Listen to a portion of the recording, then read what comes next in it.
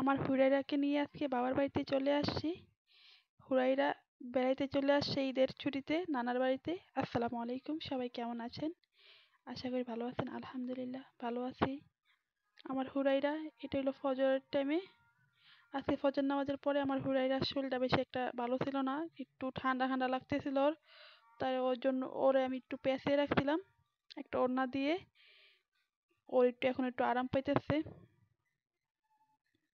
আমি খুব ওরে মাঝে মাঝে এরকম পেঁচিয়ে রাখলে ও খুব আরাম পায়, ভালো লাগে ওর কাছে। উঠার জন্য ছটফট করতেছে, বাট আমি ওরে ঘুম পাড়াইতেছি।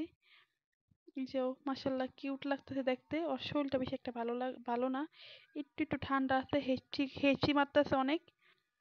ঠান্ডা ওর। আপনারা ওর জন্য দোয়া করবেন। এই তো আজকে বাবার বাড়ি যাব, তাই জন্য ওরে সকালবেলায় আমি রেডি করে বক্সে বয়ে নিছি জুড়িতে।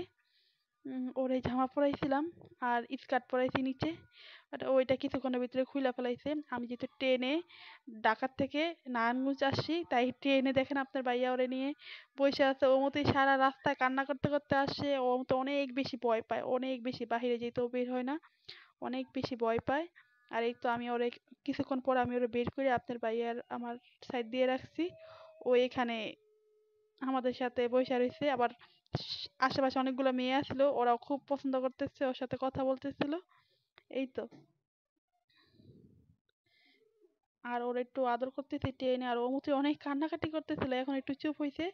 জুড়িতে নামাইছি তো, আর এত এত মানুষ ট্রেনের ভিতরে। এই তো বাবার বাড়িতে এখন চলে আসছি, এটা আমার ছোট বোনের কোলে। মাশাল্লাহ মাশাল্লাহ, অনেক কষ্টের পরে নিয়ে আসছি ওরে। ও তো নারায়ণগঞ্জে মাঝে মাঝেই আসে, ওর এমন হয়তো বা এরকম 4-5 বার নারায়ণগঞ্জে আসা হয়েছে ওর এই 4-5 মাস বয়সে। এই তো আমার বাবার বাড়িতে এসে দেখেন, জানালা দিয়ে, আমাদের আমাদের যেহেতু তিনতলা বাসা, ওই বারান্দা দিয়ে মাথা ঢুকিয়ে দেখতেছে। ওর এই জায়গায়, ওর বসার জায়গায় সবসময় ও এখানেই বসে থাকে আসলে। আর ও খুব মজা পায় আমাদের বাসায় আসলে। বা আমাদের ঢাকা যেন ছিল, অনেক চিল্লাচিল্লি করছে, বাবার বাড়িতে আসছে ও খুব দৌড়াদৌড়ি করতেছে। মাশাআল্লাহ। সবাই ভালো থাকেন, আল্লাহ হাফেজ, আসসালাম।